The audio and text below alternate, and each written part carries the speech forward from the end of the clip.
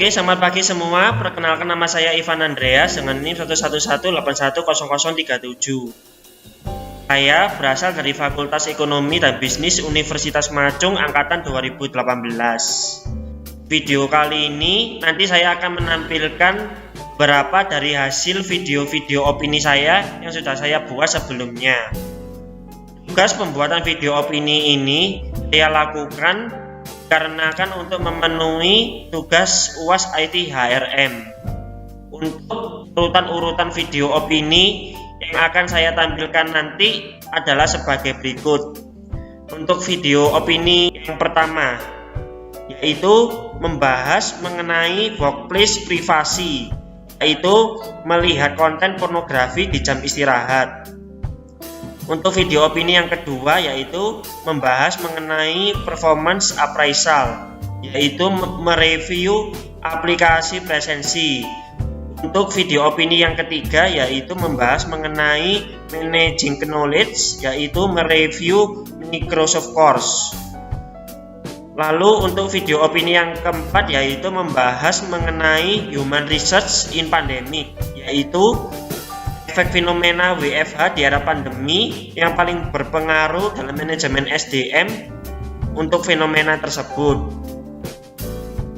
Jadi untuk mengetahui lebih lanjut mengenai video-video opini saya, silakan simak dan tonton terus video saya sampai selesai.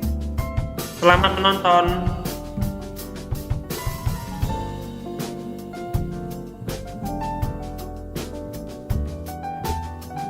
Oke, selamat sore Pak Sultan. Saya Ivan Andreas dengan NIM 11181800037. Pada kesempatan kali ini saya akan memberikan opini saya tentang kasus-kasus yang ada. Untuk kasus yang pertama,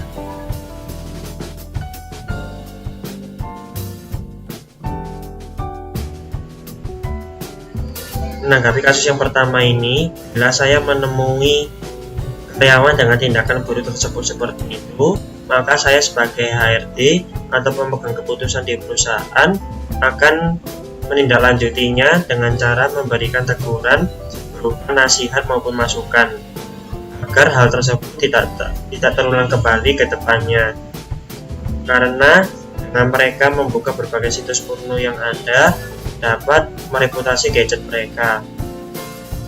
Selain itu, juga bisa memunculkan adanya efek samping bagi para penggunanya, seperti gangguan saraf yang secara tidak langsung dapat mengubah pola pikir mereka dan dapat menimbulkan kecanduan. Nah, maka dari itu sebenarnya hal tersebut tidak pantas untuk ditonton dimanapun dan kapanpun, termasuk di tempat umum. Apalagi kalau sampai hal tersebut dilakukan di ruang lingkup perkantoran.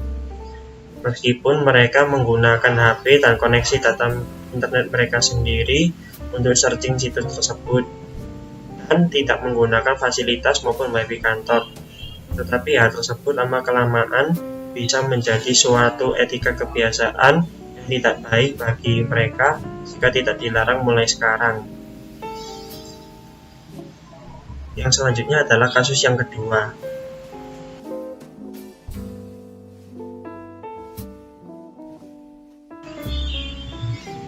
Menanggapi kasus yang kedua ini, bila ada karyawan yang berani melakukan tindakan manipulasi data, baik itu secara langsung berupa kecurangan yang berakibat pada pencemaran nama baik perusahaan, maka saya sebagai HRD atau pemegang keputusan di perusahaan, saya akan melakukan tindak tegas berupa peringatan sejak awal untuk mengantisipasi ketidakjujuran tersebut dengan mengadakan pemberian sanksi skors bagi karyawan tersebut. Akan tetapi, bila berulang kali terjadi kecurangan, kita dapat melakukan PHK maupun penurunan jabatan karyawan. Oke, sekian dari video saya. Terima kasih.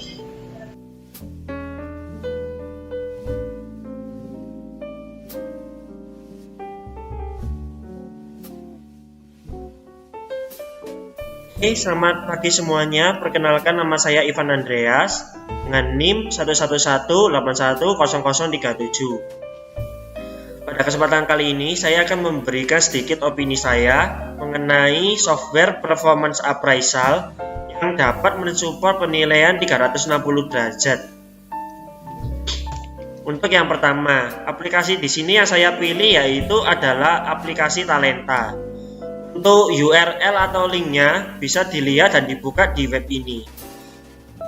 Lalu, apa saja keunggulan aplikasi Talenta dibandingkan dengan aplikasi-aplikasi lainnya? Untuk keunggulan yang pertama itu dapat melakukan manajemen performa dengan berbagai pendekatan. Untuk keunggulan yang kedua bisa mengevaluasi performa karyawan dengan lebih efektif. Untuk keunggulan yang ketiga mereka memiliki sistem aman berbasis cloud. Untuk keunggulan yang keempat mengintegrasikan dengan payroll untuk sistem bonus. Selanjutnya adalah price atau harga. Untuk harga di sini, untuk sistem pembayarannya berbeda dengan aplikasi lainnya. Karena aplikasi ini dikenakan biaya sebesar 330.000 per bulan dengan range karyawan 1 sampai 100 karyawan. Aplikasi ini juga menawarkan cicilan melalui Tokopedia. Jadi, untuk perusahaan yang ingin mencicil bisa melalui Tokopedia, dan software ini memberikan free trial untuk 14 hari pertama penggunaan. Jadi, bagi perusahaan yang masih mau mencoba dulu software ini seperti apa, mereka bisa menggunakannya gratis selama 14 hari. Jika tertarik untuk lanjut dan dirasa bisa membantu kinerja perusahaan, bisa langsung membeli software tersebut. Oke, cukup sekian dari video saya. Terima kasih.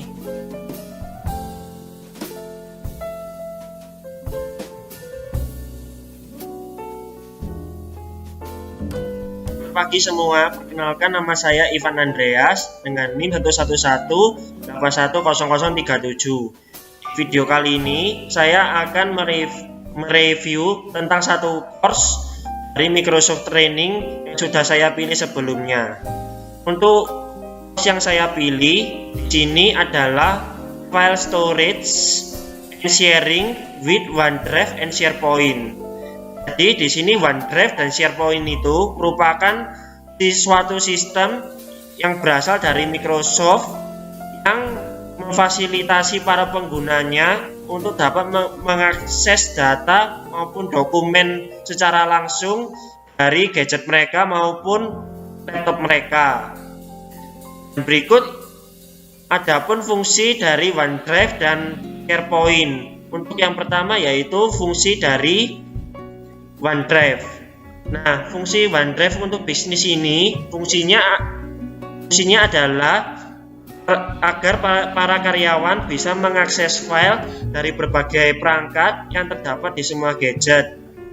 Para karyawan juga bisa berbagi informasi kepada orang yang bekerja di dalam perusahaan maupun di luar perusahaan, sembari melindungi file karyawan dengan keamanan tingkat perusahaan. Yang selanjutnya adalah fungsi dari SharePoint Online.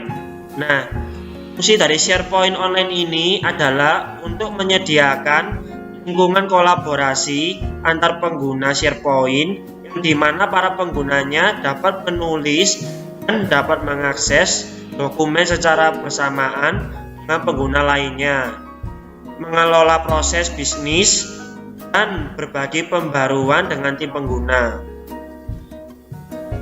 Selanjutnya, untuk opini dari saya. Pembelajaran online mengenai OneDrive dan SharePoint ini bisa diaplikasikan untuk karyawan di perusahaan. Jika saya menjadi manajer HRM, saya akan mengimplementasikan hal tersebut kepada para karyawan saya, karena dengan pengetahuan dan juga praktik akan hal tersebut dapat membuat pekerjaan yang dikerjakan dapat diselesaikan lebih efisien, seperti sharing dokumen, mengelola suatu proyek yang bisa diakses oleh pengguna yang berkolaborasi, dan juga dapat menghapus pengguna yang sekiranya sudah tidak menjadi bagian dalam suatu proyek. Seperti itu tentunya sangat penting di era digital saat ini, yang kebanyakan aktivitas dikerjakan secara online. Dan selanjutnya, nah, di sini merupakan bukti tampilan ketika kita sudah menyelesaikan training atau course yang ada di Microsoft tersebut. Bukti tampilannya seperti ini. Lanjut untuk penjelasan buktinya. Nah, dari tampilan dari gambar sebelumnya ini merupakan tampilan ketika telah mengikuti training online course di Microsoft. Data dilihat terdapat 5 bagian, yaitu introduction, yang kedua OneDrive for Business, ketiga SharePoint Online, dan yang keempat knowledge check, dan terakhir summary and resource dengan waktu durasi 24 menit. Dapat dilihat juga checklist berwarna hijau yang menandakan bahwa sudah membaca tiap bagian yang terdapat pada course tersebut. Untuk sertifikat untuk pengambilan course dari Microsoft ini masih terdapat kendala untuk didapatkan. Maka dari itu untuk sertifikatnya tidak saya cantumkan di sini. Oke, cukup sekian dari video saya. Terima kasih.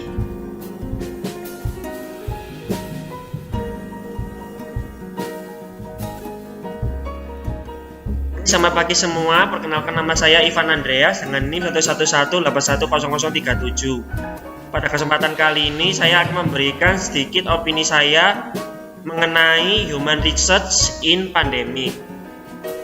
Untuk pertanyaannya adalah sebagai berikut. Efek fenomena work from home atau WFH di era pandemi, apa yang paling berpengaruh dalam manajemen SDM untuk fenomena tersebut? Misal performance appraisal atau compensation atau attendance atau learning dan lainnya sesuai materi. Untuk opini atau pendapatnya, menurut saya efek fenomena work from home atau WFH di era pandemi yang paling berpengaruh dalam manajemen SDM untuk fenomena tersebut adalah attendance dan performance. Karena di sini banyak sekali distraksi atau gangguan yang ada selama work from home atau WFH ini. Event-event atau kegiatan rumah yang sudah didesain serapi dan senyaman mungkin, pastinya masih banyak terdapat distraksi yang muncul, antara lain seperti adanya tamu, ada pekerjaan rumah, ada pekerjaan ini itu yang harus dilakukan bersamaan dengan pekerjaan kantor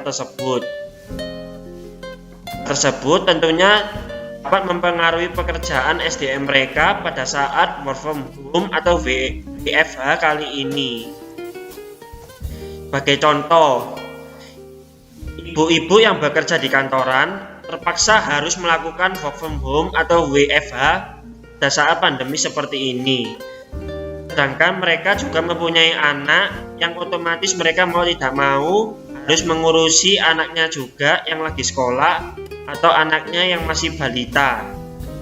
Jadi sini intinya ibu-ibu tersebut menjadi kedistraksi atau terganggu karena di satu sisi mereka harus bekerja, tapi di sisi lain juga mereka harus mengurusi anak-anaknya yang ada di rumah.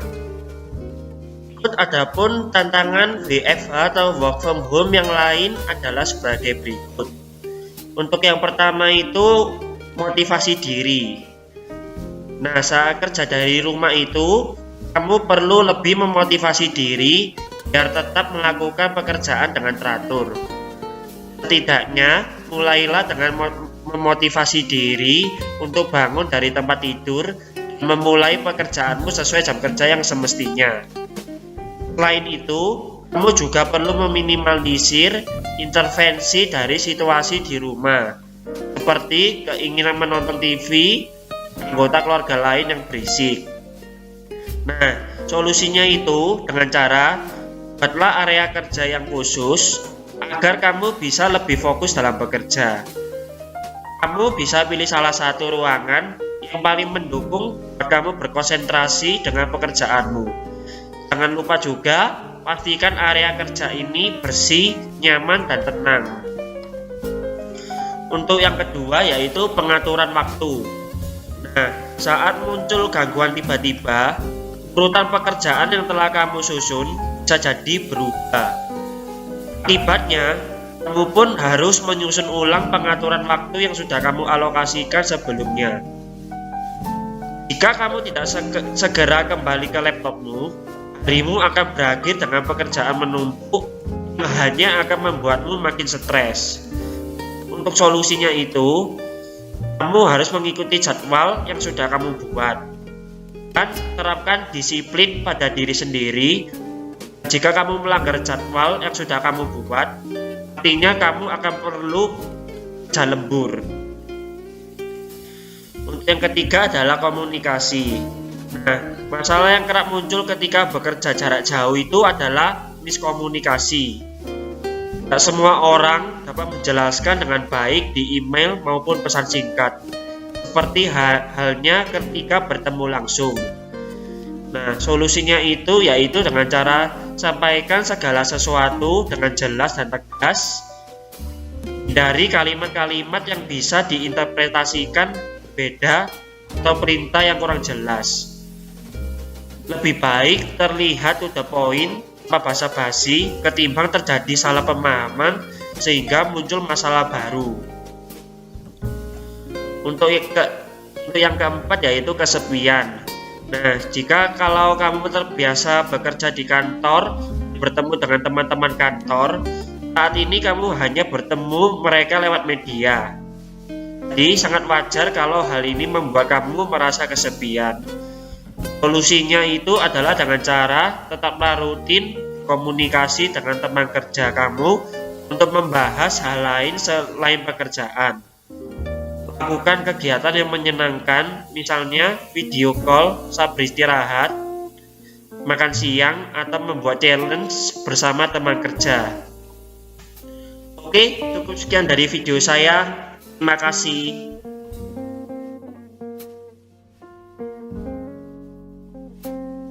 Oke, itulah tadi hasil dari video-video opini saya yang sudah saya buat sebelumnya. Oke, cukup sekian dari video saya. Terima kasih.